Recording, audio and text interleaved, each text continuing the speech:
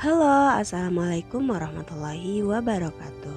Selamat pagi dan salam sejahtera untuk kita semua. Apa kabar Ananda semua? Semoga kita dalam keadaan sehat walafiat. Nah, kembali lagi bersama Bunda Septiriantika dalam pembelajaran budaya Melayu Riau. Nah, Ananda, hari ini kita akan mempelajari prosa hikayat. Silakan disimak. Tujuan pembelajaran: 1. Mengetahui prosa hikayat dan bentuk-bentuk hikayat. 2. Menjelaskan ciri-ciri hikayat. 3. Memahami hikayat. 4. Membaca prosa hikayat bertuliskan aksara Arab Melayu. 5. Menyalin prosa hikayat dari tulisan Latin ke tulisan Arab Melayu. Nah, Ananda dengarkan pantun berikut ini. Patah lancang kita sadaikan, supaya sampan tidak melintang. Petuah orang kita sampaikan, supaya badan tidak terbuang. Patah lancang kita panggarkan, dalam belanga ikan belida. Petuah orang yang kita dengarkan, dalam hikayat penuh makna. Hikayat.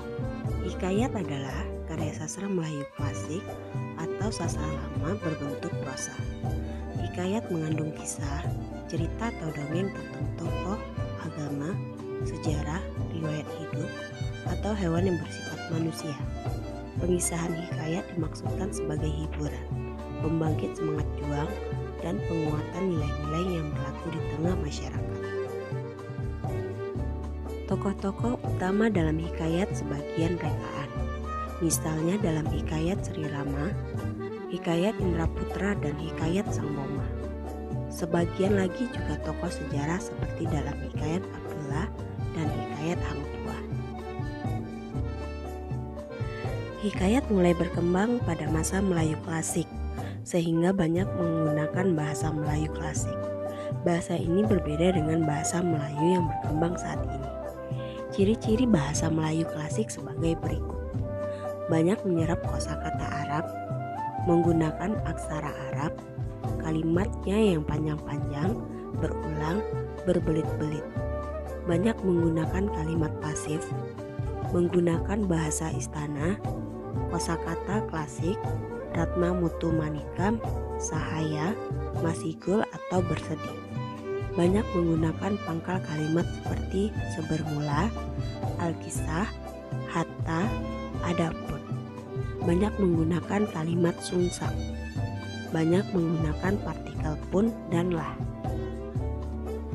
Hikayat Melayu yang ditemukan di Riau adalah hikayat Hang Tuah dan hikayat Siak. Hikayat Hang Tuah berkisah tentang kepahlawanan Hang Tuah di Kerajaan Malaka abad ke-15. Hang Tuah memiliki karakter Melayu yang memiliki keberanian, keterampilan, kecerdikan dalam berkelahi, kesetiaan yang tak tergoyahkan kepada sang penguasa.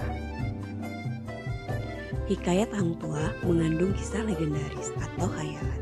Misalnya ketika berhadapan dengan lawan dari Jawa yang dapat berubah wujud, Hang Tuah mengubah dirinya menjadi seekor harimau. Teks hikayat ini juga menyalahi zaman. Meskipun Hang Tuah hidup antara tahun 1450 Masehi sampai 1500 Masehi, tapi dalam hikayat ini ia mengunjungi Pati Gajah Mada dari Majapahit di Jawa yang sebenarnya telah meninggal selama lebih dari seabad. Hikayat Siak mengisahkan tentang kerajaan Siak. Ditulis sebagai perjalanan sejarah kerajaan Melayu yang besar dan pesat di pesisir timur Pulau Sumatera. Kerajaan ini mencapai kejayaan pada abad ke-18 Masehi. Hikayat Siak digemari dalam wilayah kekuasaan kerajaan Siak hingga semenanjung Melaya. Manuskrip hikayat Siak tersimpan di Perpustakaan Nasional Republik Indonesia, Jakarta. Hikayat ini juga telah diterbitkan di Kuala Lumpur oleh Dewan Bahasa dan Pustaka 1992. B. Bentuk dan ciri-ciri hikayat. 1. Bentuk hikayat. Dilihat dari isi, hikayat dibedakan menjadi 3 bentuk. 1. Hikayat pelipur lara. Hikayat pelipur lara menggambarkan perjuangan dan pengalaman seseorang tokoh dalam menghadapi berbagai rintangan dan cobaan dalam kehidupannya. Contoh hikayat misalnya, hikayat si Umbut Muda dan hikayat Raja Ali Haji. 2. Hikayat kepahlawanan. Hikayat kepahlawanan menggambarkan kegagahan dan sifat kesatria dari tokoh cerita. Contoh hikayat ini adalah hikayat Hang Tuah, hikayat si miskin, dan hikayat Malim Deman. 3. Hikayat sejarah. Hikayat sejarah berisi sejarah suatu kerajaan atau silsilah raja-raja pada suatu negeri. Contoh hikayat ini misalnya hikayat Siak, hikayat sejarah Melayu, dan hikayat negeri Johor. 2. Ciri-ciri hikayat. Adapun ciri-ciri hikayat sebagai berikut. 1. Anonim. Sebagian besar hikayat tidak diketahui pengarangnya. Kedua, milik komunal. Hikayat menjadi milik bersama. 3. Istana sentris. Kisah-kisah hikayat umumnya menceritakan kehidupan istana atau tokoh-tokoh kerajaan. 4. Tradisional. Hikayat bersifat tradisional yang mengandung budaya dan wilayah tertentu. 5. Didaktris. Hikayat bersifat mendidik yang berisi pesan-pesan moral. 6. Bahasa Melayu klasik.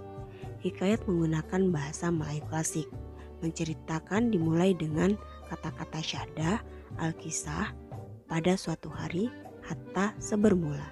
7. Pralogis. Sebagian kisah hikayat tidak logis. 8. Statis.